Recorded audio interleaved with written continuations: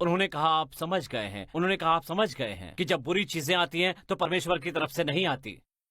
आपकी समझ में आ गया है कि पैसा न देकर परमेश्वर आपको कुछ सिखाना नहीं चाहता।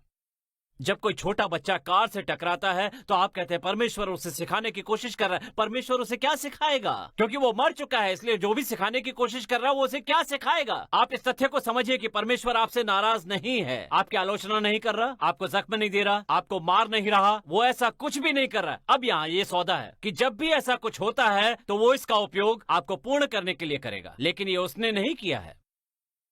गड़बड़ होती है, चीजें होती है, वही होता है, लेकिन जब ऐसा होता है तो वो अपने प्रशिक्षण कार्यक्रम में आपको शामिल करने जा रहा है। हालेलुया, आप उसकी तरह हो जाएं। हालेलुया। इसलिए जब बुरा समय होता है तो हमारे पास आता है और कहता है कि आप अब भी मुझ पर भरोसा करते हैं। ठीक है, मैंने इसे 2-3 दिन किया है तुम्हें परखने के लिए, फिर आपका विश्वास विकसित होने जा रहा है। क्या थोड़ा दर्द होने पर भी आपको विश्वास है आप इसे प्राप्त कर चुके हैं? हाँ, मैं इसे 3 दिन रहने दूंगा और देखूंगा कि आपको विश्वास है या नहीं। आपको भरोसा है मैं आपका वित्तदाता हूँ और मैं आपके वित्त का ध्यान रखूंगा। हाँ, जब वो तुम्हें बाहर निकालने की तैयारी कर रहे होते हैं मैं तुम्हें नीचे आने देता हूँ और तुम्हें दिखा देता हूँ कि तुम्हें प्रशिक्षित कर रहा हूँ कि अपने आसपास कुछ भी ना होने दो, ताकि मैं ये मान सकूं कि मैं आपका परमेश्वर हूँ और मैं पहले ही कर चुका हूँ जो मैं कर रहा हूँ। तो उसने कारण नहीं बनाया, उसने कारण नहीं बनाया पर उसका उपयोग किया है। आपको छवि और ईसा मसीह के चरित्र में विकसित करने के लिए करेगा।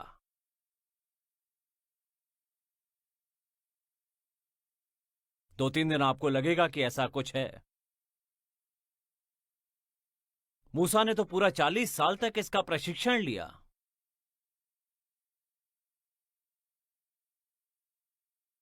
चालीस साल तक प्रशिक्षण। मेरे प्रशिक्षण में तो 30 साल लगे हैं। तब मैं तैयार नहीं था, मैं प्रशिक्षण में था। वो प्रशिक्षण दे रहा था जो मैं अभी कर रहा हूं। अपनी बात करने वाले लोगों के लिए प्रशिक्षण, किसी के लिए भी किया हो कोई फर्क नहीं पड़ता। कमी देखने पर प्रशिक्षण होता है, कोई भी काम सही ना होने पर उसका प्रशिक्षण किया जाता है। तो हर चीज के लिए प्रशिक्षण होता है। तो परमेश्वर को कभी माइक्रोवेव में न रखें, वो अब भी धीमी गति को पसंद करता है। सुनिश्चित करें कि हमें अभी भी इसमें रस मिला है जो मैं कर रहा हूं।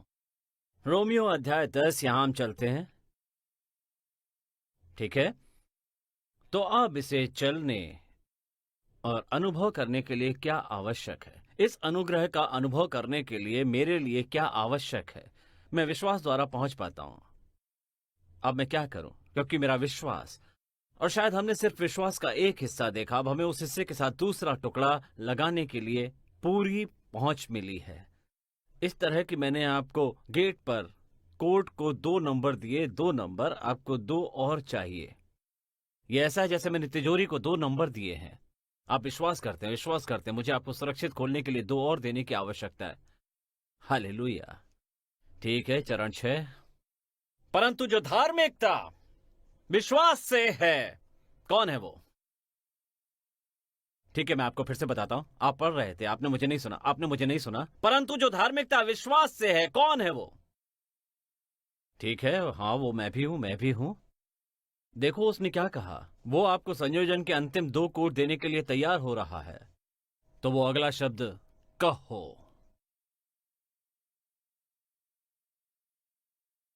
वो तुम्हें मिल गया? तुम वहां जाओ, ये विश्वास से ज्यादा है। चलो, बोला जा रहा है। इसलिए हम में से जो विश्वास से धार्मिक है, उन तक पहुंचने और प्रवेश करने के लिए हम, बोलो, सब ठीक है। धर्म ने हमें बस उसी के साथ छोड़ दिया है। आप बस इस तरह की चीज बोल रहे हैं। नहीं, वो आपको विशिष्ट कोड देने जा रहा है। आप अभी सब कुछ बोल रहे हैं, आप चीजें बोल रहे हैं। वैसे आपको पता चला है कि हम इसे बोलने वाले हैं। अब आप सिर्फ अपना मुंह चला रहे हैं और कुछ भी नहीं कर रहे हैं। अब पहली बात वो आपको बताने जा रही है कि आपको क्या नहीं बोलना चाहिए। परंतु जो धार्मिकता विश्वास से है, वही इस चरण में कही गई है। वो यूं कहती है कि तुम अपने मन में यह ना कहना कि स्वर्ग पर कौन चढ़ेगा, अर्थात मसीह को उतार लाने के लिए। इसलिए अब आपको लगता है कि आप धार्मिक हैं तभी जब मसीह ऊपर से नीचे आ सकता है, या कहिए नहीं, या गहराई में कौन उतरेगा? अर्थात मसीह को मरे हुओं से जलाकर ऊपर लाने के लिए, जलाकर ऊपर लाने के लिए। एक मिनट, क्या मुझे वास्तव में विश्वास है मैं परमेश्वर की धार्मिकता हूं? अभी उसने कहा कि ऐसा मत कहो, परंतु वो क्या कहती है? विश्वास के द्वारा परमेश्वर की धार्मिकता। हम क्या कहें? कौन सा शब्द जिसे हम कहने वाले हैं, वो शब्द क्या है? कौन सा शब्द, जिस शब्द को हम कहने वाले हैं, वो शब्द क्या है? उन्होंने कहा कि ये शब्द तुम्हारे मुंह में है, इसे देखिए, और तेरे मन में है। यही विश्वास का वचन है जो प्रचार करते हैं। अब मैं इस बारे में सोच रहा था, चरण 8, अब मुझे ये कहने दो, और मुझे वो मिल गया है। आपका दिल, जिस दिन आप सुरक्षित हुए, जिस दिन आपने घोषित किया मुझे प्राप्त है, मैं परमेश्वर की धार्मिकता हूं, आपका दिल पहले से ही भरा है और परमेश्वर के वचन से भरा है। आप ईसा मसीह की तरह है, जैसा वो वैसे ही आप भी हैं। जिस दिन आप फिर से जन्म लेते हैं, आप ईसा मसीह की तरह ही होते हैं। वचन पहले से ही आपके दिल में है। जब परमेश्वर का वचन, आपका दिल परमेश्वर के वचन से भरा होगा, तो आपका मुंह बोलेगा। क्यों? क्योंकि आपके मुंह और आपके दिल के बीच एक संबंध है। और जब भी आपका दिल वचन से भरा हुआ होता है, तो अंततः आपका मुंह वही बोलेगा जिससे आप भरे हुए हैं। मुझे आपसे कुछ पूछना है, यही कि अभी आपके दिल में क्या भरा हुआ है? मैं इसे सुनना चाहता हूं। मैंने लगभग इस धार्मिक बात को सुना, परमेश्वर का वचन। आप किससे भरे हुए हैं? शब्द क्या है? तो हम अंततः विश्वास करते हैं कि आप धार्मिक हैं। क्या आप शुरू करने जा रहे हैं?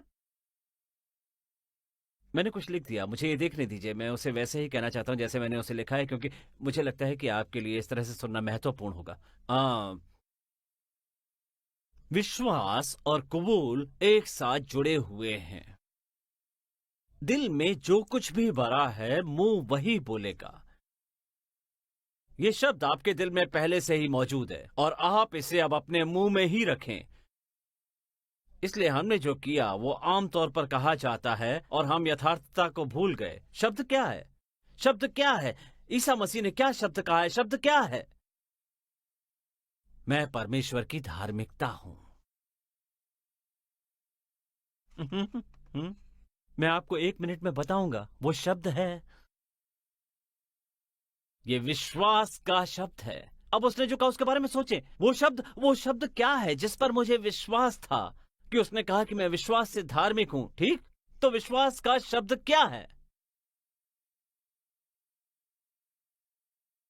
अब सब ठीक है। चरण 9, कि यदि तुम अपने मुंह से यीशु को प्रभु जानकर अंगीकार करो और अपने मन से विश्वास की परमेश्वर ने उसे मरे हुए से जिलाया है, तो तुम्हारा उद्धार होगा। वितरित, समृद्ध, चंगा और बाकी सब जो ईसा मसीह ने समाप्त किया। हाँ, लेकिन मेरे दिल में ऐसा क्या है जो मुझे कहते रहना चाहिए? चरण 10, क्योंकि धार्मिकता के लिए मन से विश्वास किया जाता है। क्या?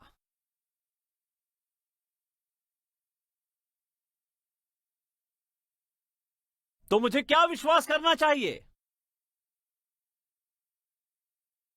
मुझे क्या विश्वास करना चाहिए? ठीक है, परमेश्वर की धार्मिकता। तो मुझे क्या विशेष रूप से विश्वास करना चाहिए? मैं परमेश्वर की धार्मिकता हूं, तो मुझे क्या विश्वास करना चाहिए? तो मुझे क्या विश्वास करना चाहिए? अनुमान लगाइए तब क्या होता है।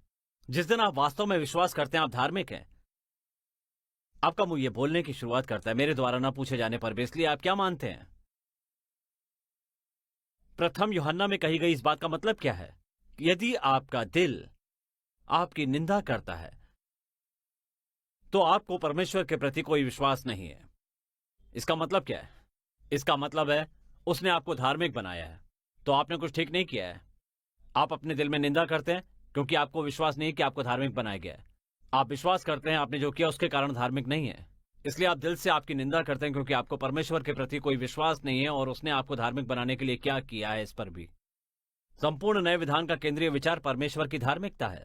लेकिन अगर आपका दिल आपकी निंदा नहीं करता, तो उसने क्या कहा? ऐसा इसलिए है क्योंकि आपका परमेश्वर के प्रति विश्वास है। मैं गारंटी देता हूं, मैं जो कह रहा हूं उसे आप सुने, लेकिन जब आप वहां जाएं और गड़बड़ करें या बेवकूफी करें और आखिरकार आप कहते हैं कि मानव मैं सिर्फ हूं। मुझे खुद पर शर्म आनी चाहिए। रुको रुको रुको, नहीं, पहली बात जो आपको कहनी चाहिए, वो लड़का बेवकूफ था, मैं परमेश्वर की धार्मिकता हूं। धार्मिकता मूर्खता को सही करेगी। मैंने कहा धार्मिकता बेवकूफी को सही करेगी। लेकिन आपके पास आत्मविश्वास था। इसका मतलब है कि जब उन्होंने कहा कि इसके लिए आपके आत्मविश्वास को दूर नहीं किया, तो असल में उनके पास एक पुरस्कार या इनाम था। विश्वास किस में? क्या बस धर्म के साथ आपके आने का फैसला? नहीं, मुझे विश्वास है कि मुझे धार्मिक बनाया गया है। मेरे दिल में मेरा मानना है कि मैं परमेश्वर की धार्मिकता हूं। मेरा मानना है कि मैं परमेश्वर की धार्मिकता हूं। मेरा मानना है कि मैं परमेश्वर की धार्मिकता हूं। मेरा क्या मानना है? मैं परमेश्वर की धार्मिकता हूं। अब वो कहता है जिस दिन तुम अपने दिल में बस जाओगे, जिस दिन तुम अपने दिल में बस जाओगे, वो अपने आप बाहर आ जाएगा। वो कहता है कि फिर तुम्हारा मुंह कबूल करना और मोक्ष प्राप्त करना शुरू कर देगा।